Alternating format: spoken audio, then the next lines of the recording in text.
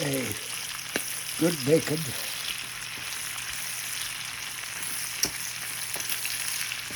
Okay, we have having leftovers today. Some of it is for me, and most of it is for the dogs. So I don't know who's eating better, me or the dogs, but they love their bacon. So I'm frying some bacon for them.